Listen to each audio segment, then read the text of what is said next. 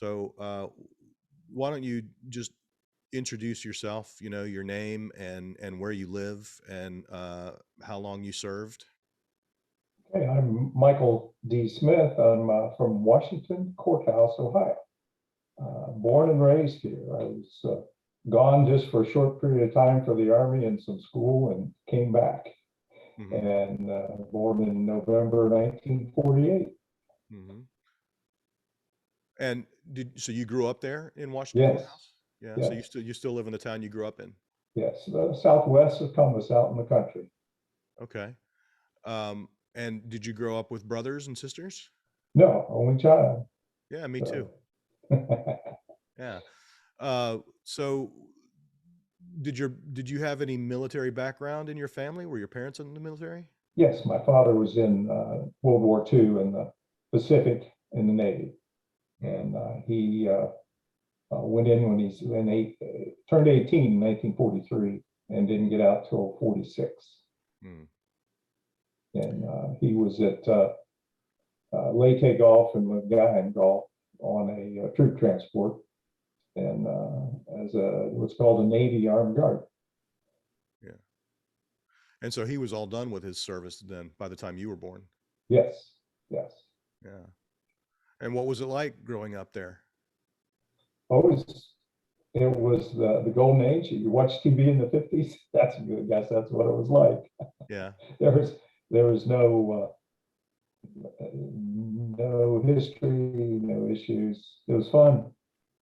And so what And then, what were you into as a young guy? Did you play sports or into music? oh, just some sports, very little, but music, yes, and making models and just playing in the neighborhood with kids on the bikes, Yeah. just stuff like that. What about high school? What do you remember about high school? I was in the band the whole 4 years in the high school, and uh,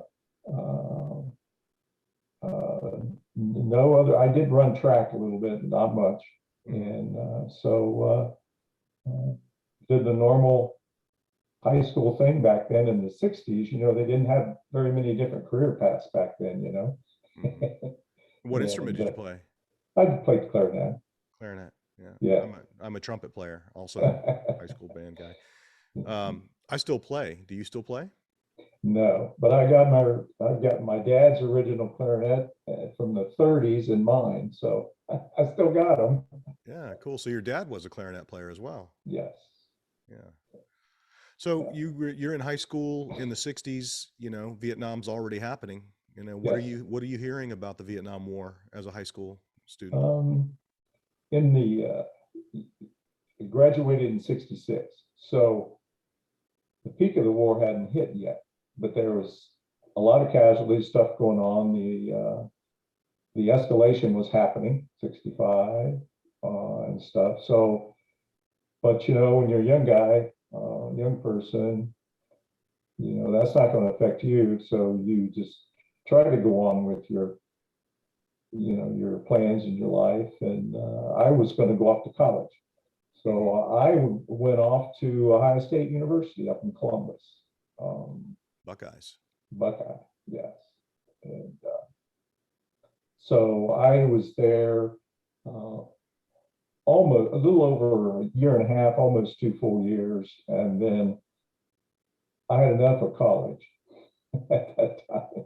Hmm. So let's put it to you that way. So, Yeah, and but I mean, you must have known people, who even at that age, you must have known people who either were getting drafted or enlisting, or who had older brothers who were getting drafted and yes, enlisting. I yes, mean, it yes. must have been a presence in your life somehow.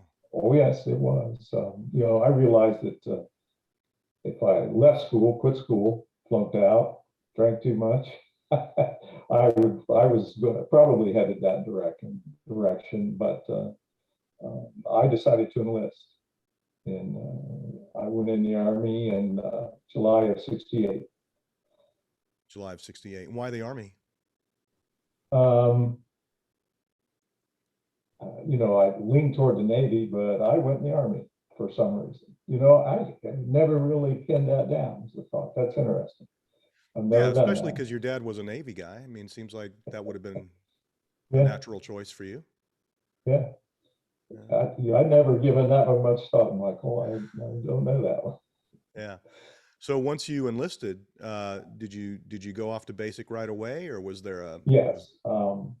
Uh, I went off to Fort Polk, Louisiana in late July. So that was a great experience. And then I did back to back. I did my advanced infantry training right there at Fort Polk also. hmm. So I did my full stint down there in Louisiana So how many weeks is for that? That's those 6 weeks basic and what, 8 weeks eight, AIT? 8 and 8. It Eight was and eight. 16 for me at that time. For us, most of us, yeah, Yeah. did 8 and 8. So what was the biggest surprise for you in that 16 weeks? Um, I was a little prepared. You go along with the program, you get along pretty good with the drill sergeants. So the looking back on it, in advanced infantry training and stuff, they were a little more relaxed than basic.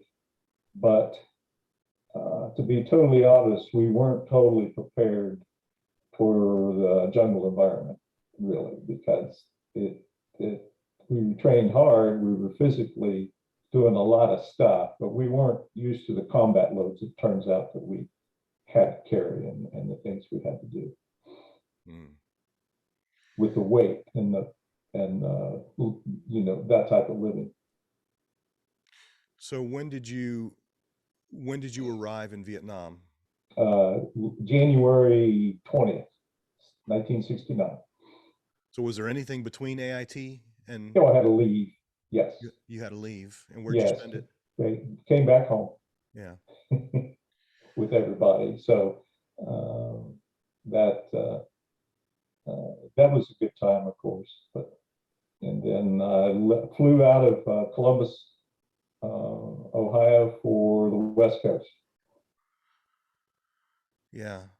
I'm just trying to imagine, what it must have been like. I mean, you enlisted in the Army uh, instead of staying in college at a time when, as you said, you know, things were escalating in Vietnam.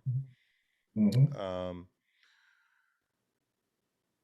I mean, you must have known that the chances of you being sent there were pretty high. Pretty good. Some fellas actually got to go to Germany. I don't know why, but some did, but not me. Yeah, my dad got Yeah, to go to Germany. yeah. Yeah, he enlisted in 58 and retired in 78. So the full 20 years that he was in, almost the entire time we were in Vietnam, but he never got sent. Okay. Well, that's okay. That's good. Good Yeah, for him. yeah, it worked out great for us, but just dumb Good for luck, I him. guess. Good for So, him. when you got to Vietnam, you said in January of 69, Yes. and what do you remember about arriving there? Oh, the instant heat and the smells getting off the plane on the tarmac. I mean, just hits you right in the face. The total, total difference. Environmental shock, I guess, is the way you would say it. But um, uh, we went straight to reception and right into the 90th Replacement Battalion down there in Benoit, in South Vietnam. And as you're processing in, there must have been guys processing out. Oh yes, oh yes, they were right down the right down the street, so to speak. Oh yeah, And what do you yes. remember about, the way the two groups looked at each other? Well, we didn't really have that type of interaction at all. They were in a separate. They were not with us at that time anyway, where I came through. Hmm. So I never did speak to any of them or see them. You Hmm. know. Yeah. So where'd you go from there, from Benoit? Um, I got lucky, so to speak, in one fashion. They were looking at my Army records, and apparently the fighting wasn't too bad at the Army at that time, and they looked at my civilian record and stuff, and so I was familiar with surveying profession. So I skated and went to a engineer group to a surveying platoon of all things as my first assignment in Long Bin. So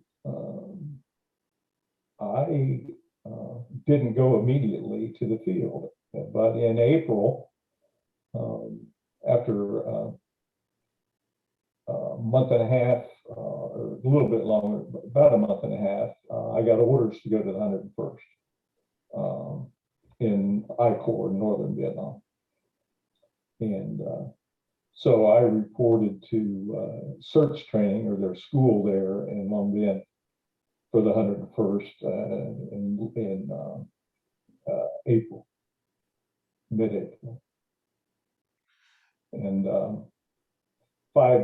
I think it was 5 days, maybe 6 days of training there before heading north to Camp Evans, which is northwest of Hue.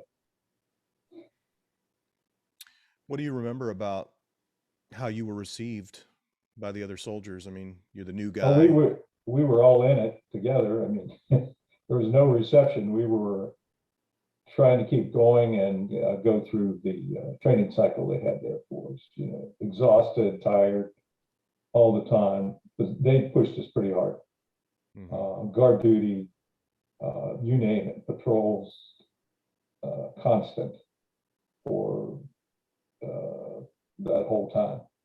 So you don't remember there being any weirdness about being a new guy or being, you No. know, assigned to an We airborne were all group when you... No, we were all new guys. We were all going to the 101st. So, you know, we were all going to the 101st.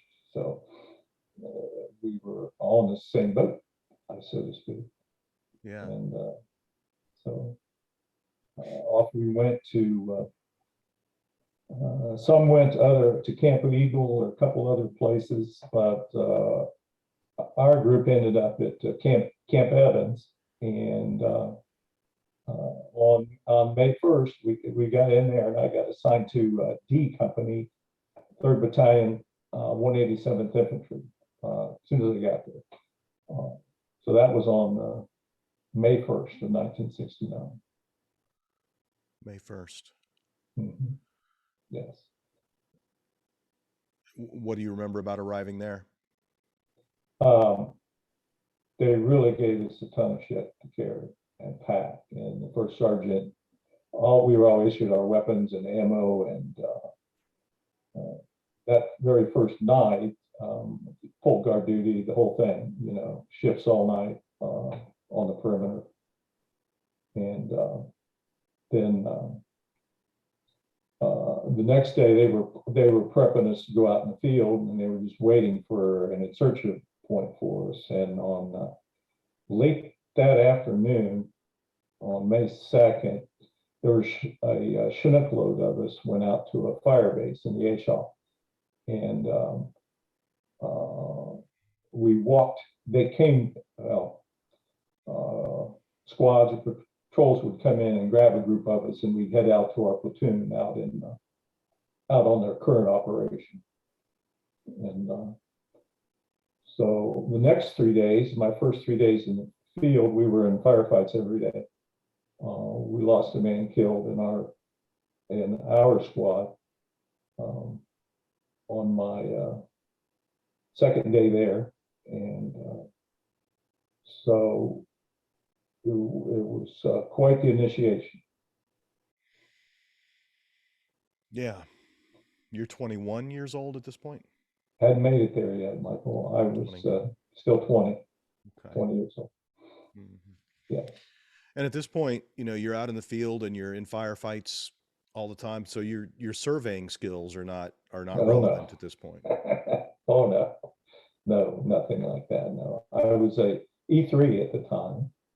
I was in a squad in a fire team, and right at that point, I was still carrying an M16 at that to start with.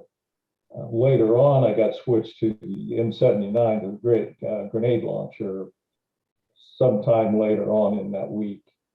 I don't remember what day it was, but after 3 or 4 days, they switched me to M79.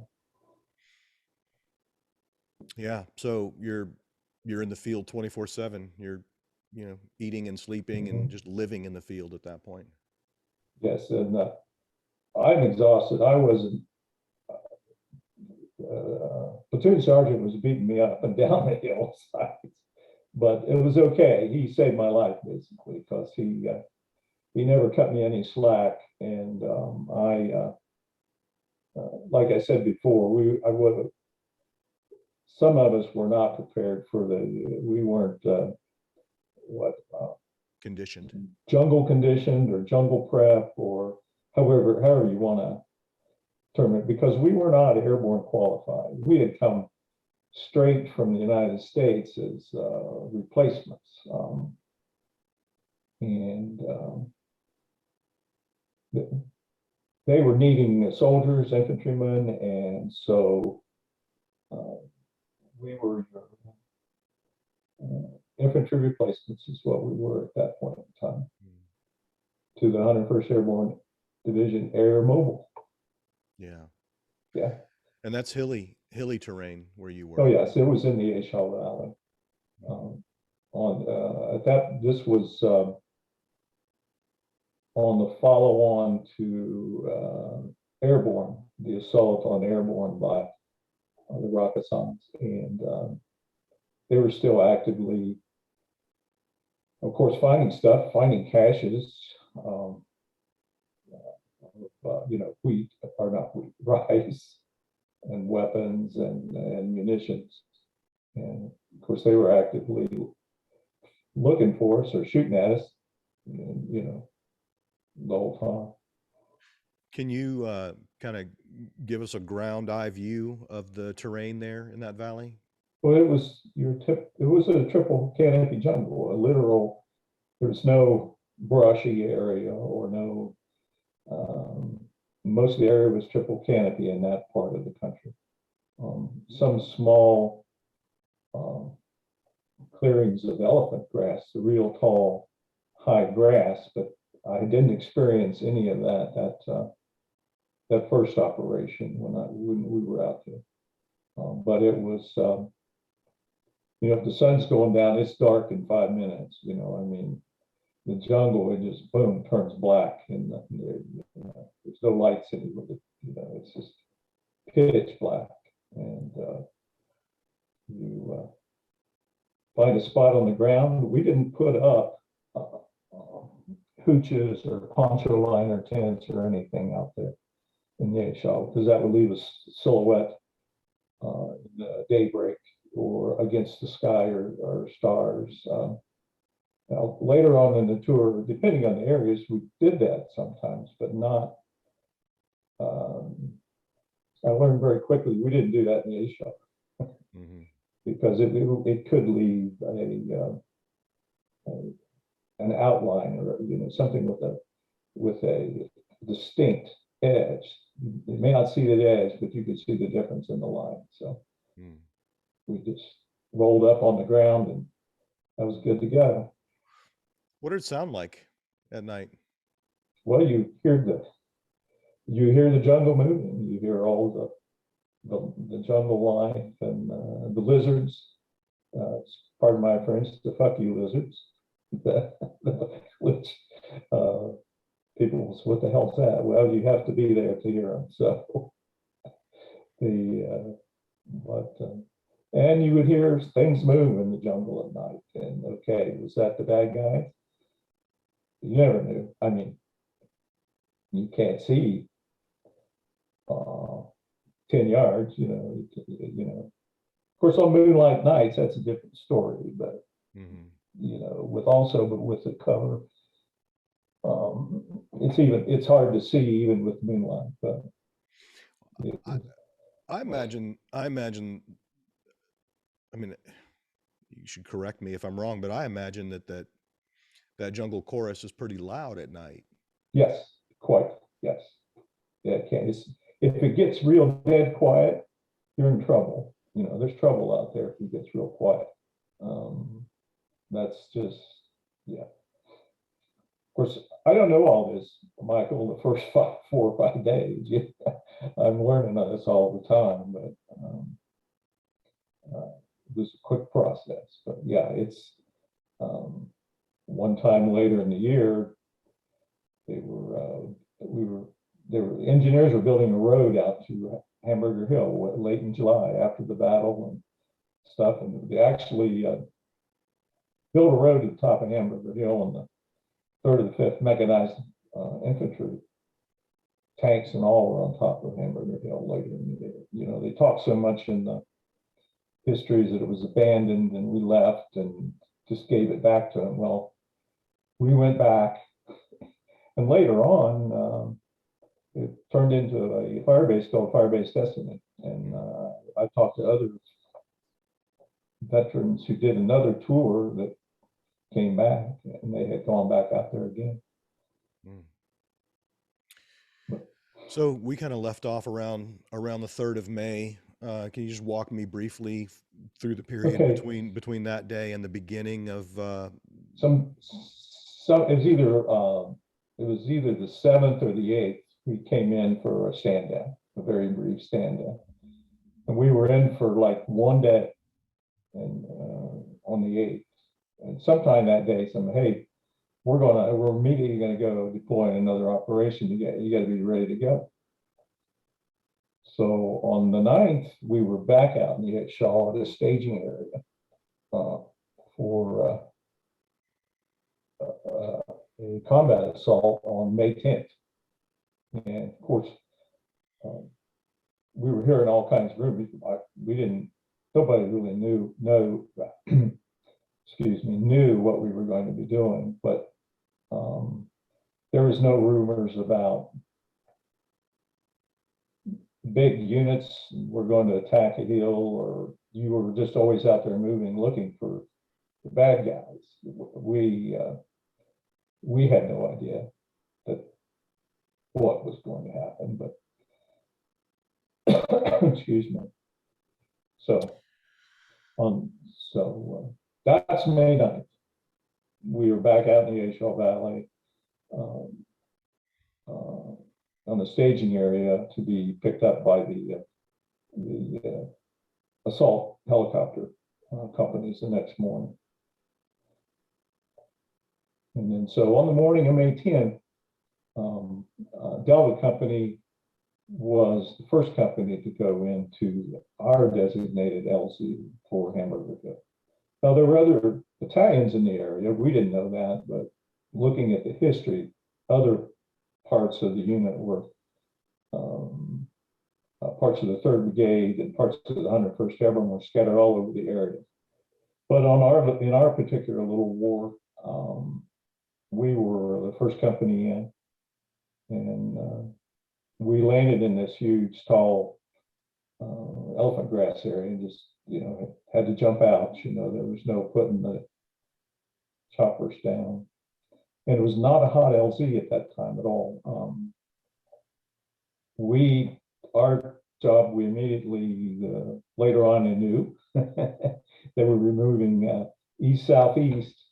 We were actually heading toward the hill mass of 937, but that was just a number on a map, just the top of the hill. And then Alpha Company came in, and Charlie Company, and Alpha Company went toward Laos and toward the river, and Charlie went in another direction, and then Bravo Company was the last company to come in that day. So that evening, we had been, a few pot shots had been taken at us, and we ended up doing a perimeter around the battalion command post in the field, in the jungle on this little mound. And so we were the perimeter guard around the battalion CP. The officers, battalion commander, air liaison, artillery guy, liaison, things like that. So we spent our first night digging fighting positions, on the side of our perimeter, and to spend another night back in the H shell on the 10th. And the next day, that would be the 11th, was a pretty uneventful day for us. But a Bravo company had moved through our position, and they were in a hell of a fight already on May 11th in portions of the other two companies. And we had patrols out also, small, but Bravo was already amongst the bad guys, so to speak. And they had headed up in the direction of the summit, the peak of 937, and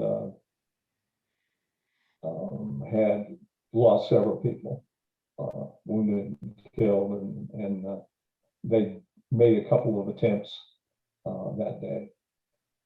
But at the end of May 11th, while this fighting was going on, we're still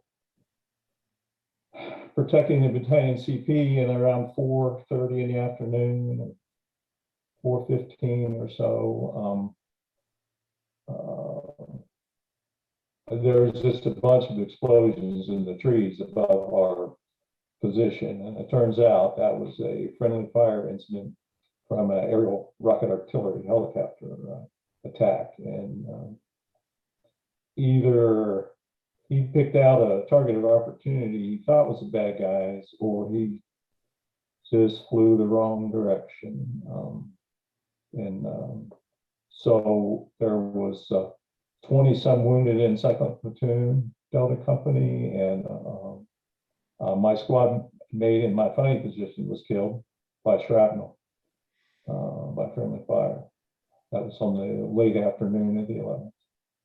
Do you remember his name?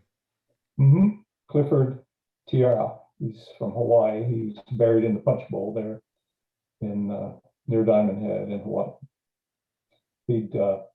He had been in country, but with our unit, people got transferred around a lot, or moved a little bit, because of all the casualties the battalion had been through over the beginning of the year. But he'd only been with me for 3 days, so I knew him very briefly. But we're all living together, we're all trying to take care of each other and that kind of thing. So it was, and all the other guys that were hit, several seriously, of course, but shrapnel up in the top of the triple canopy in the jungle, just scattering everywhere down to the dust below, and several people in the battalion CP got wounded, that type of thing. So that was the end of the day on the 11th. So now you're 20 plus men short? Yeah. Mm-hmm. And we would get in replacements. I don't remember exactly. There'd be a few come in, and but yeah, the next morning, we were just resupplying, regrouping, and getting said few replacements in to reorganize. So I ended up with, and myself, I ended up in a different fire team in 2nd Platoon, and so I was the new guy amongst 3 other guys. So there was 4 of us in my fire team on the 12th. And so. And is your job still to protect the CP? Yes, yes. And then, so we had an uneventful day on the 12th, but the other parts of the battalion were not. They were still trying to advance up 2 different ridge lines to get to the top of it. And all the companies were active. I mean, it wasn't just, they were all in the mess. So on the 13th, we got orders to try to flank the hill. in a different direction from what Bravo and Charlie and Alpha had been working on. So we headed out east and down these tremendous ravines, some of the worst terrain I've ever seen in my short time, and nor since. I never saw anything quite like that again. And How do you describe it? it was just steep. It was still triple canopy jungle, but occasionally you would go through a tiny break, and you could look off to we could look off to our right and see the top of Hamburger Hill in the near distance, and where all the airstrikes and the artillery had been hitting or were still hitting, and we had been on point at that point. We got to this little tiny stream that was coming from the mountain. It was only maybe 2 or 3 feet wide, little, maybe a foot wide. I don't know. It wasn't even just enough to splash your foot in it. And so we turned left to go downstream, and we were the stream crossing security for the rest of our unit. And another fire team went up to the right, and the company started moving down and through our position. And then we got fired up again by RPGs, and everybody in my fire team was wounded except me. Several other guys, a fellow on the ground was killed. So we'd been hit again. This time by the enemy? By the enemy. And so second platoon reorganized. The D company commander went with us, Captain Sanders, and we started up the other side toward the objective that they had. And Mike, sorry for interrupting. Excuse me. At this point, do you have any idea how many enemy are up there? No, but there's a lot. We know that now because they've been through 3 days of fighting going on. So things had changed quite dramatically from we were not on a search and destroy mission. There was a bunch of bad guys here. And so, yeah, we knew there was tons of them. And we need, and the objective is to move them off that hill. Yeah, yeah. Well, if you talk to all our guys now, or the officers and stuff who survived the war, and our main missions out there were just to find the NVA or the Viet Cong and kill them. We didn't worry. There was no territory taken per se. It was not the purpose. We were to fight, reduce the fighting ability of the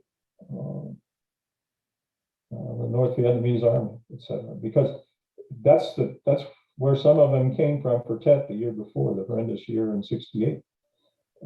Tet. So staging areas were out there. So the idea is to interdict the troops. I see. So it's not so much that we need to have that hill, it's that the hill is covered with bad guys and we need to get rid of the bad guys. Correct. Okay. Yes. Okay.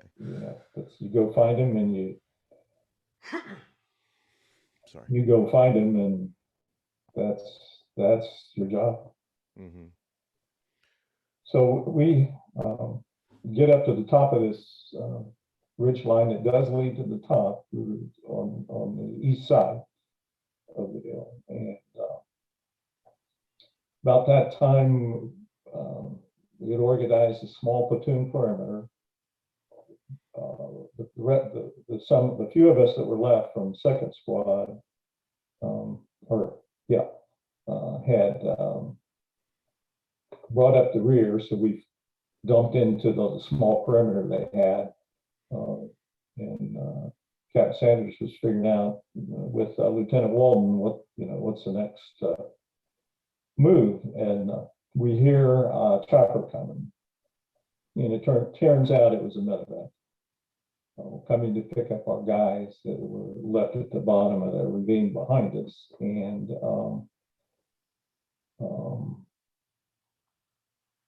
I wasn't looking directly at it at the time, but there was this big boom, and the NVA had hit the center mass of that medevac and shot it straight out of the air. It just dropped straight down on Delta Company down in the bottom of that stream. I don't know. I can look it up, but the exact number of killed were, there were several. One of my original wounded guys that I knew from my squad that was wounded was killed. He was in the basket when being lifted up when the chopper was shot down. And a couple fellows were, the chopper blades and stuff did some real damage on the ground. And three of the fire, the medevac caught on fire. Our guys on the ground couldn't save some of the crew. They were able to pull one fellow out in time. And so talking to you could just see it burning, down through the jungle at the bottom of the stream. Yeah, yes, not good. But talking to the fellows, Captain Sanders and some of the other, well, our position was untenable at that time. We had so many casualties in our company, first from the RPGs and then from the helicopter shoot down. We had over 20 to 30 casualties. That we had no other companies in support of us. We were out there on our own. So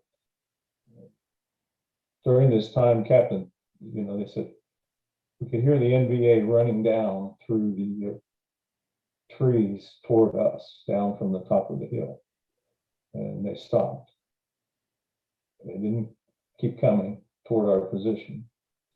So quite possible if we would have stayed, none of us would have come back. So we did pull back to the bottom of the stream and then pulled all the wounded up out of the other side, because there was no way anyone could be medevaced. And our medics kept the last surviving helicopter pilot. He survived during the night with constant. They took care of him. He made it. I've actually talked to him several years ago,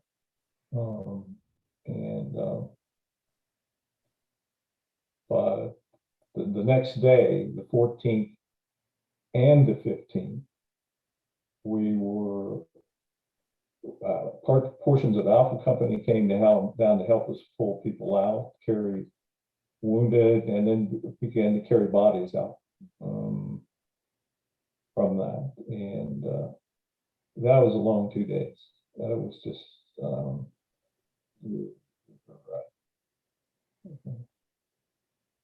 struggling getting everything back up to the battalion CP.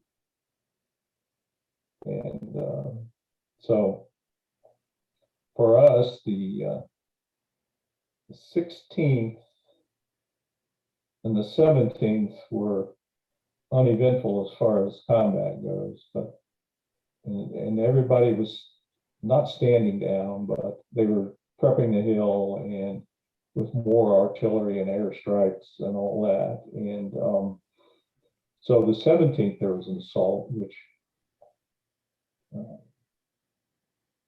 and sitting here during the interview, I can't remember which company that was. I apologize for that. But on the 18th of May, it was our turn, so to speak, Delta Company, with the support of an Alpha Company who was going to be off to our right flank.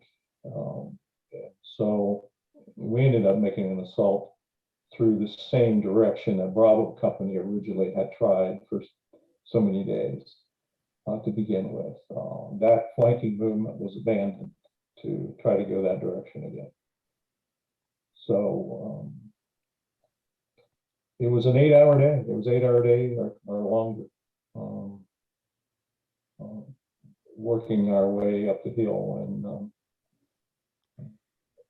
lots of casualties, but the thing was, if someone got hit and think they could make it, they were told, try to get back yourself. We don't have the men to carry everybody down. If you think you can do it, get yourself back, because your power reduces as the number of men keep getting hit. And you start running low on ammo and water and men, and then there was a hell of a thunderstorm and mud, everything turned to mud, and it was horrendous. You couldn't make any progress on that. And I spoke with my Lieutenant Walton, for the first time last year in 52 years. He couldn't bring himself to come to any reunions, but it's the best therapy you can have, is to come and be with the fellows you were in the war with. And he said, Mike, we did breach that top bunker line.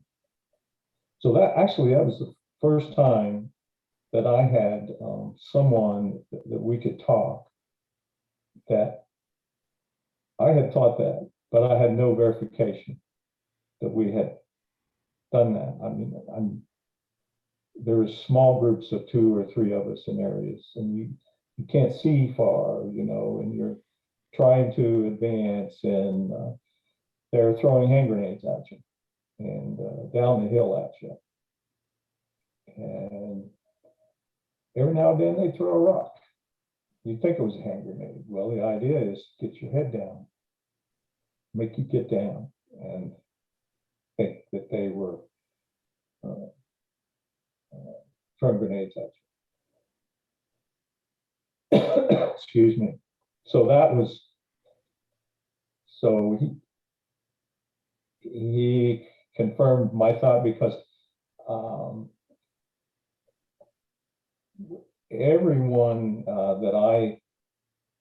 no one ever came back that I fought with in my squads to the unit, because almost all of them were wounded, and most didn't come back. A couple did. Some were wounded on the 13th, some were wounded on the 18th. And so my squad leader and I, and he's since passed about 5 years ago, we never talked. He couldn't talk about the war. He never came to a reunion. So last year's kind of my first confirmation that we actually did. We were awful damn close. But we ran out of men and water and ammo and the rain. And there's no support, because Alpha Company was having their own problems, and they're horrific. And we just had to withdraw. And that was on May 18th. So we get to the bottom of the hill, and I also confirmed something else last year with Jerry. We're standing around at the end of the day. It's dusk. The rain has stopped. And everybody's just kind of looking around. Everyone's exhausted. We've been going all day long. And I distinctly remember counting, there was 11 people still standing from the entire second platoon that was still standing there. And speaking with Jerry last year, he says, well, Mike, I remember there was just 11 of us left. And I said, yes, sir, that was unbelievable. So we've gone all this time with a couple of things that I know these stories, I can say them, but I've never had any confirmation until last year. It was something. Just excuse me, for our listeners who maybe aren't familiar with how the units are made up. You said there were 11 left.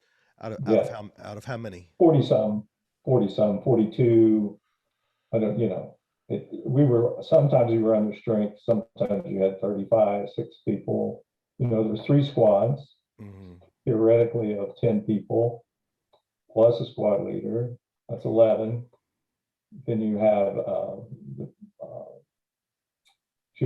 platoon sergeant and his RTO, and then you have the company medic with, and of course there's medics all scattered through the unit too. Then you have the company commander and his RTOs and a forward observer. So that gets us up into the big numbers there, around 40. Yeah. And by the end of day 11, we had no officers left. They'd all been hit. One was killed. Captain Sanders severely. Everybody thought he died. And Lieutenant Walden was propped himself up against a tree for the night because he was wounded 3 times. And so he was immediately evac the next morning on the 19th. But we were pretty well, there was first and third platoon. I can't remember the exact numbers that they had somewhere. And I finally did get to talk to another fellow from Hawaii, whose name is Ellsworth. And the first time he knew we even had a group of people that survived Hamburger Hill was 2 years ago. And he's in Hawaii, and I've talked to him on the phone 2 or 3 times. And he's a person I know from D Company that survived, that I've actually spoken to from my squad. I know other people don't from Delta Company. Don't get me wrong, they come to our reunions, but I'm just talking about my personal little group in my first 21 days in Vietnam. There's, you know, I know, of course, I know several after that, but that came and I became friends with. But a couple of things I just couldn't confirm to my own mind and own satisfaction. That really was what happened. That was the truth. Mm-hmm. So then on the 19th, you know, we couldn't do anything. We were the entire battalion was reconfiguring and getting.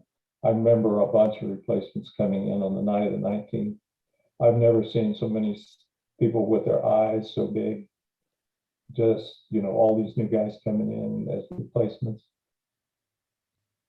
That, you know, they knew there's some really bad stuff going on, but they were just so, you could just see their faces. It was, and I don't know why I remember that part so clearly, but they're just coming in with it, you know, it was, and they assigned 4 or 5 of them to me to organize, as not, we weren't a squad or anything. He said, and platoon sergeant said, Mike, you take care of these guys tonight, try to square them away, get some sleep, get them on guard duty, you know. So here I am after, where are we at, 20 days now? And so I'm the old guy, really, you know, like, you know, I've been there such a short time, but it's crazy. Do you think these new guys, you know, with the big eyes, you know, are they just kind of taking in the terrain for the first time, or are they reacting to math, right? I mean, they can count. They know how many people are supposed. They're reacting to the whole situation because there's not many of us sticking around. This would be true in each platoon, but I'm just talking about my specific, you know, thing in the second platoon. But no, the same thing. You know, the other platoons were just as bad. They were in the same boat. We were, you know, same numbers, under 15. You know, so it was really, so the company was decimated by the end of the 18th. And not being with the other companies, you know, I hear these guys' stories over the years. They went through just as nasty as stuff as we did, but, you know, I wasn't with them, so I can't, you know, I want them to speak to their stories, not mine, but The so So what happened 20th, next? 20th of May, the next morning, there was a assault on Hamburger Hill by another battalion, a portion of battalion that was assigned to the 182nd, and I was part of the 506th Infantry Regiment came.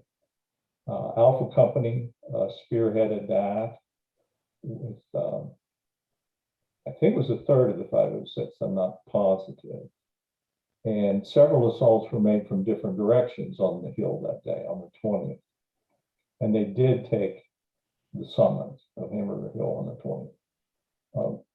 We weren't involved with that because we had no officers, no lieutenants, no captain, no anything. And we were actually attached to somebody else for a while that day or the next couple of days. But on the 20th, we went around and picked up we picked up Americans that had been discovered that hadn't been recovered yet. So we were picking up Americans on the slope of the hill that day.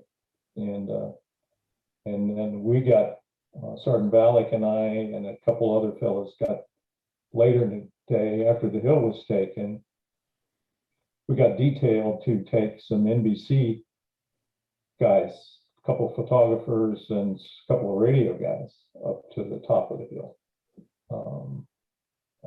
Up to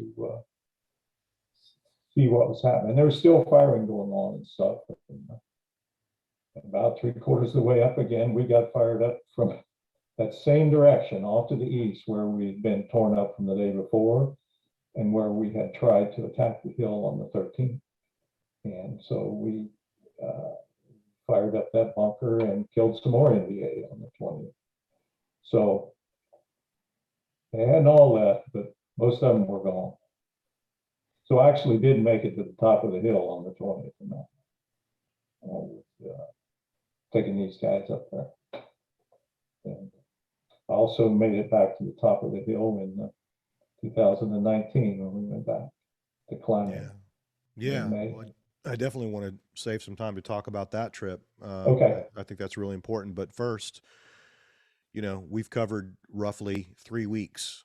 Your first 3 weeks in Vietnam. You got another 49 to go. Do you want to briefly talk about the rest of your tour? I left Vietnam in January of 70. So I had whatever that is, 6-7 months to go or whatever it was. And so I remained with Second Platoon Delta Company almost the rest of the year. We went through some more firefights and we lost more people, small events, and I lost some more friends, a couple more friends that were replacement that I had become friends with. So at some point, when Bob was killed in July of '69, that was a friend I had made. He had come from another unit as a replacement, so he was actually an experienced infantryman. And sad to say, I don't know what unit they had pulled him from to fill us back up, but he loved to walk point. And he would only walk point if I was a slack man. If you were his what? Slack man, second guy. I was his backup, his covering guy, and he's looking one way, I'm looking, he's looking up, I'm looking down. Of course there's always spacing. But then he was shot by a trail watcher one day. And after that, I didn't really make any more friends. I was done. I mean, I had a few. No one had survived my early days to really come back. And I knew some of these young guys. And I speak to a couple of them still. And they went through a lot of stuff after I left in January of '70. So, we're all in this same survival experience of a combat infantryman in Vietnam. And so they feel the same way that you do. They really only talk about things to each other a lot. and they'll say things and they'll tell you stories, personal stories. And they won't just go to your local Legion or VFW and tell war stories. No, we don't do that. Yeah, I mean, our group, we don't do that type of, but we certainly do talk to each other. But after that, in July, I just the new guys would come and go, and my true fast friends were either shot or gone, or my new guys, which I still talk to, are still around, of course. But so later in the year, and let's see, August, I became RTO for the platoon sergeant. He had survived Hamburger Hill, and later in October, I became the RTO for platoon leader of second platoon. By that time, I'd gone through 5 lieutenants. I was on my 5th lieutenant, and 3 were good, 2 were bad. This last guy was a good guy. The first 2 good guys were shot and wounded, and they never came back. And in between there, we had a couple of bad guys who were bad leaders. But, whatever. Give me a sense of what constitutes. I mean, we don't need to mention names here, but what Oh, constitutes a bad leader? They had no clue what's going on. No positional awareness. No, you couldn't respect them. The guys you could respect, 2 of them were wounded, and my last guy I respected a lot. He listened to what we asked him to do. Not literally, but he was highly intelligent, and we had a couple in there that weren't. So whatever.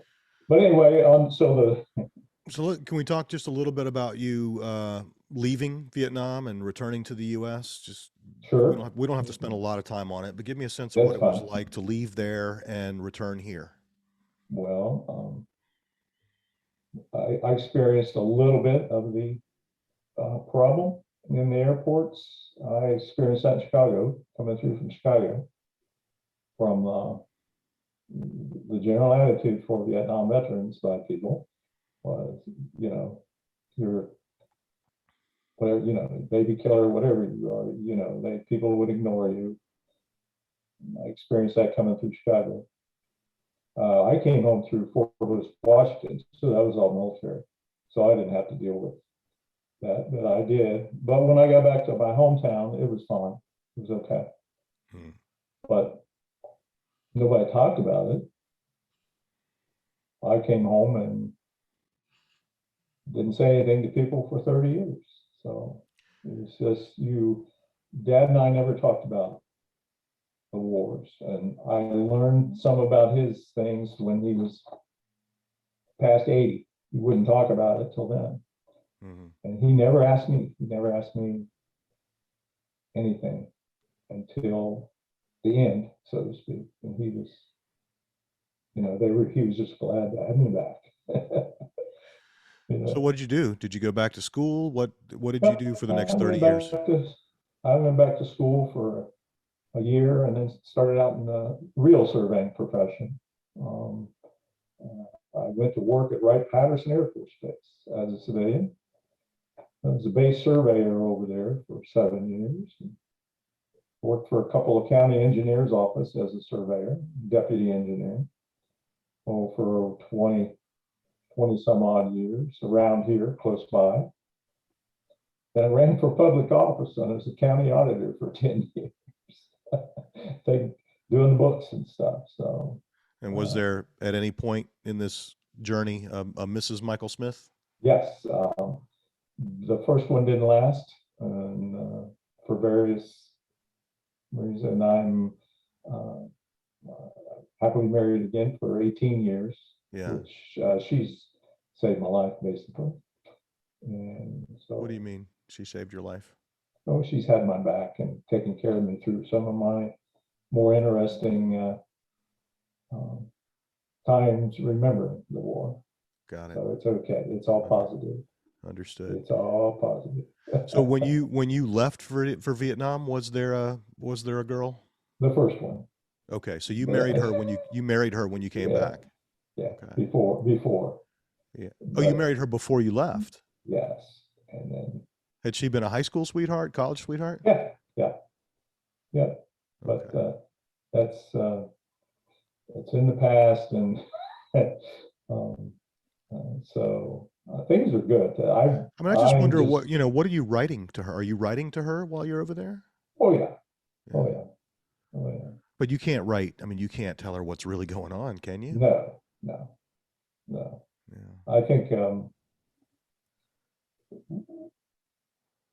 right after Hamburger Hill, I wrote a couple of things home. I was just mad and in shock, and what are we doing? And very.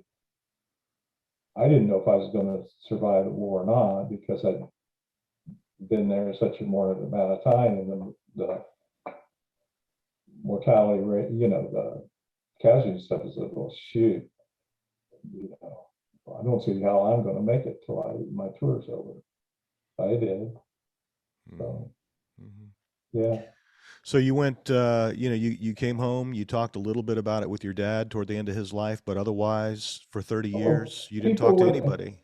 people would ask, and I would if they asked me questions, I would truthfully answer, but you don't tell everything, I guess. I mean, because I'm sure some of my friends and stuff were interested, but it's the same problem. Maybe I said before, you don't really talk about that except with your brothers that went through the same thing with you, I guess. Mm. So I would tell them, and yeah, that we got shot up bad, and lots of guys, I would go through those stories and tell some of it, but you know, I really didn't want to, but Mm. I just, yeah, I didn't want to. So talk me through, you know, how this return trip evolved. Like, Okay, how did that get started? well, the 50th anniversary is a big deal for anything, but this all occurred because of Lieutenant Colonel Bowling, who was the current commander of the 3rd Battalion, 187th Infantry Regiment in 2018 and 19, and for over 2 years. And he knew our story and knew about the unit, and he wanted this unit when he was moving up through the chain in the Army. He knew the history. The history of this unit goes clear back to World War II in Korea and lots of stuff.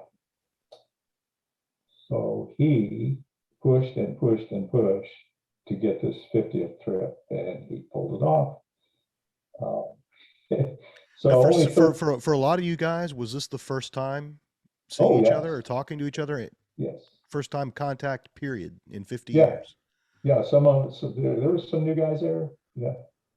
No, there's been a core group of us that have been getting together since 1999 down Okay. at Fort Campbell. There has been, but it grows a little bit, and then we're losing people all the time from health reasons and stuff. So uh, most people we ever had was in 2019. We had 78 people come out of the whole battalion. So that's not a lot of people, but um, so, and yes, there were several face to face. Well, you old son, I know your face anywhere, And so, um, but yeah, there was a group of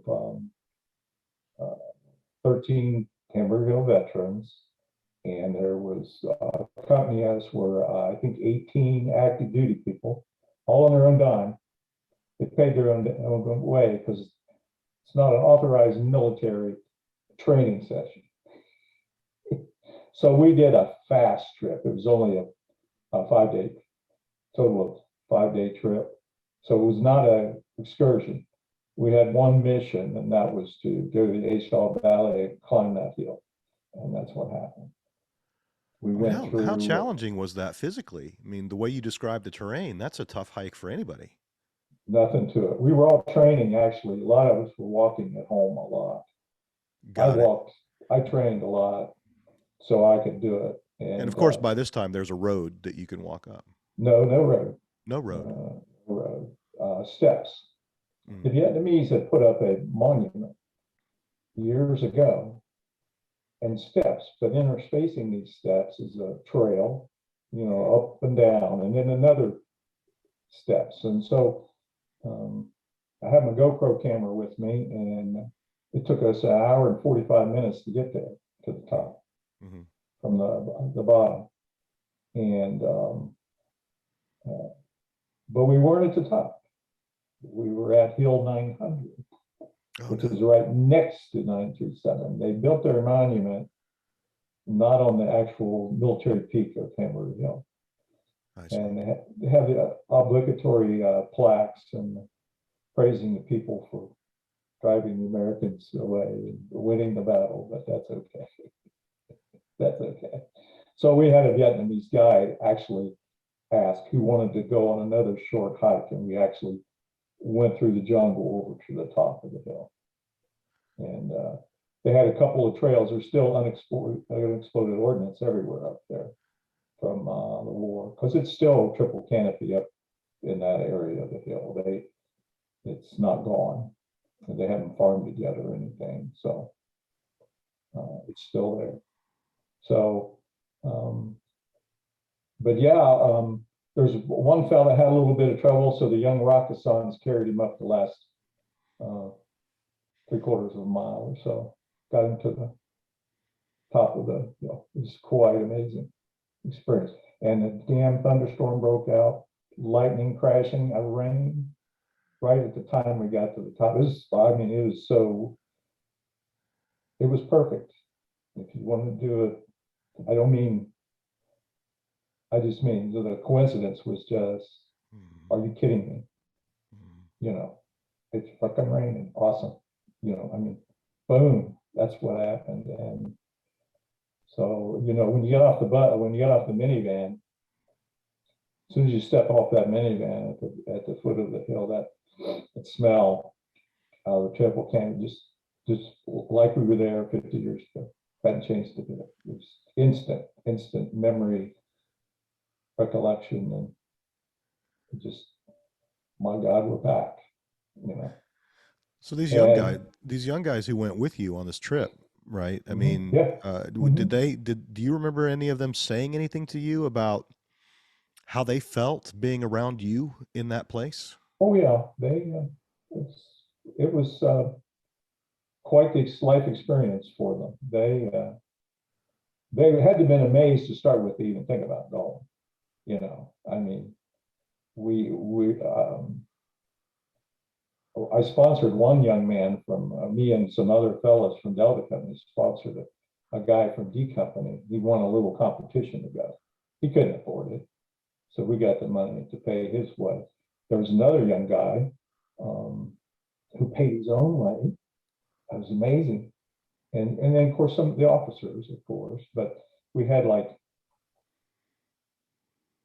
3 enlisted guys go, and then the rest were officers. But yeah, they're just, how in the hell did you guys do this? Amazing. They just but so it was great. But the first night we flew from Minneapolis clear to Seoul, South Korea, and landed in Seoul. And we changed planes to Korean Air, and then flew to Da Nang. So we got there at night, and you fly in and see all the lights and the cars and street lights. Nothing like that during the war. And we get to the hotel, and it's after dark.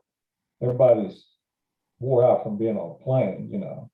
Sleeping on a plane is not the best.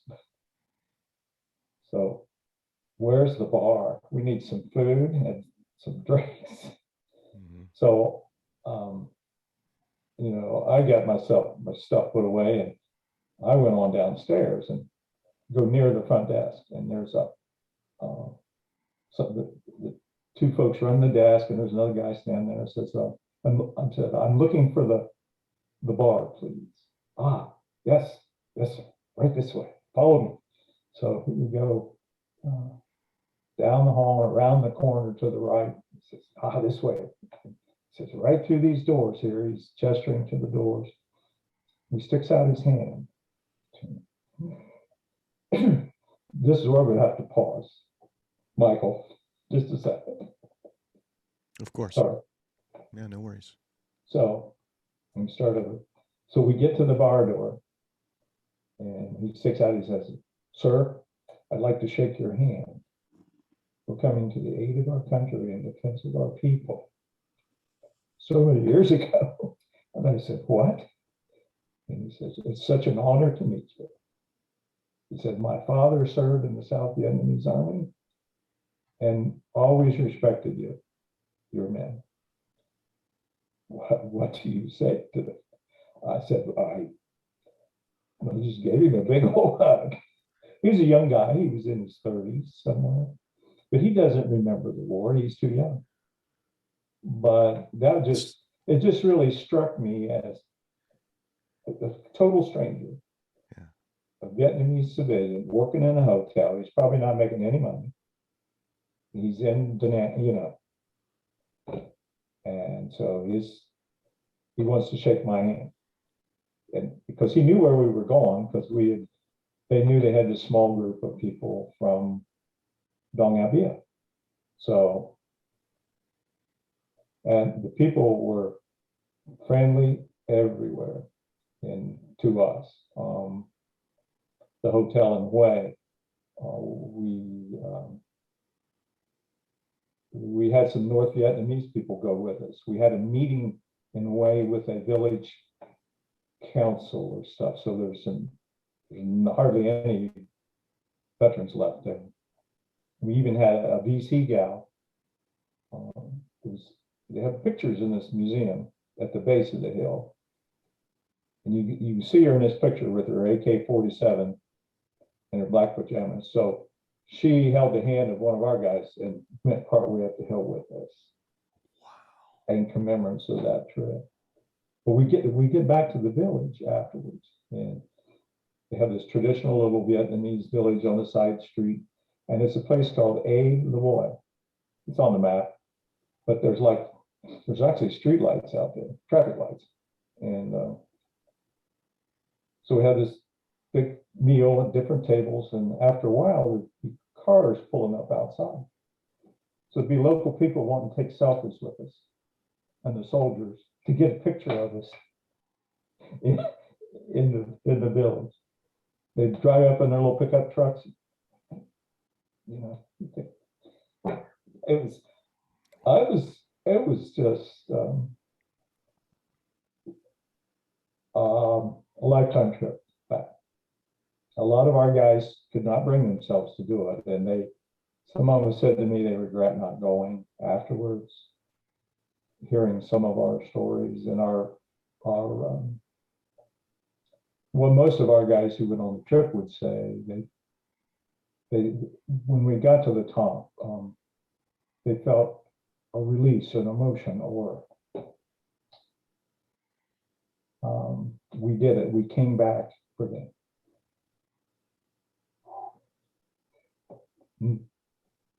Sorry. We made this trip back for them, and we did it.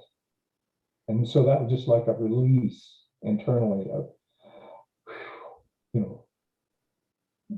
we made it back to Hamburger Hill.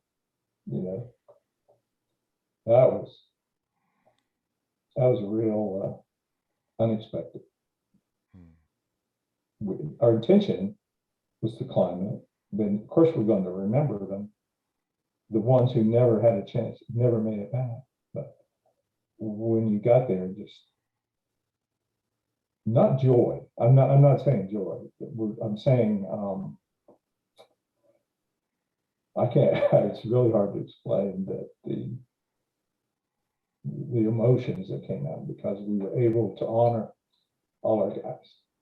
That's the best way I can put it. I don't know how else to do that. So yeah, but it was great. It's fantastic. So when you think about your time, your service in Vietnam, how has your how have your feelings about your own service changed over the last 50 plus years? I wanted to serve, and I did. And but you know, when I first, some of those experiences were pretty bad, and I hated it and was mad. You know, what were we doing that for? Now, I'm not talking about the war, but I'm talking about the battles and not carnage, but I'm talking about, I'm talking about that. But I've changed over the years. I'm not, it's still so sad and everything, but now I'm so honored to have known all these guys that did this amazing thing so long ago and was able to have a life and come home, and we made good lives, and we're still here today. Well, lots of us, but there's some wonderful stories of our veterans who. So I'm really proud of it, and I have no regrets except for my friends who aren't here. You know, I that's my thoughts. That I'm so honored to have served with these men. I'm so yeah, and served in the army. Yeah. Um, any kids, Mike? Mm-hmm. Great. You ever talk to your kids about any of this? Oh yeah, Okay. they ask questions over the years, and as it gets easier when they kind of know now that it was not good. Right. They do know. When they're a little kid, they're growing up with it, and they're 10, 11 years old. And this is mid 80s. Vietnam War, what was that? That's a long time ago. And my stepson, he's just now 25. And I have no issues talking to any of them about, whatever they need to know. Mm-hmm. So at some point in their life, all of them have been to the reunion with me. I've taken them. So. Oh, that's wonderful. So they've been before different times in their life. So yeah, one thing we didn't talk about. You said there was a core group of you who started getting together around yes. 1999. Yes. How did you get involved in that group? Well, back in the old days, Captain Sanders had a roster of Delta Company dated May 1st and had everybody's social security numbers on it. So back in the days, you could search that stuff. So he began to write letters to us in the late 80s, introducing himself. And he was afraid to meet us or talk to us because he thought we all hated him, because he had to give orders for us to go and do things. And people died and got shot. But and there was a small group of veterans that lived in the Clarksville area around Fort Campbell who did this with other organizations down there for the Rakasats, Samurai and Tory chapters. And then in another lieutenant colonel made it his mission to have a Hamburger Hill reunion in 1999. And they beat the bushes high and wide and far and long. And some of us showed up. from all different companies, and that kind of started it. So it took another lieutenant colonel and the local Vietnam veterans and some across the country, and it just kind of happened. It wasn't. It turns out that this happened when we were in our 50s, early 50s. And talking to the Korean War veterans and the Rakkasans, that's what happened to them too. They didn't gather until 1982. No kidding. 50, they waited 30 years from their battles in 1952 and 51 and 52. And they organized in 1982. Turns out we did the same thing. Turns out in 30, that's real freaky, but that's what happened. Yeah. So, Well, Mike, is there anything we didn't talk about that you feel like we should have hit? I can't think of anything, honestly. Unless there's something in the back of your mind that you don't have filled in or anything you wanted to. But. I mean, we haven't talked about your involvement in the association at all. Is that? Oh, that's okay. Yeah. But yeah, if there's any Rakkasans out there, join the National Rakkasan Association or the Hamburger Hill chapter. That's it. If you know anybody. But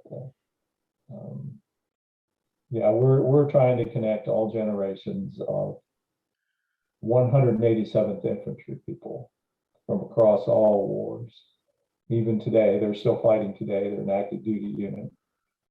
But we also want to include any Vietnam veteran who wants to come that fought with the 101st or 3rd Brigade or whatever, because there's so few of us left. There's some surprising statistics about the surviving people from combat veterans from Vietnam, which is infantry, artillery, aviation.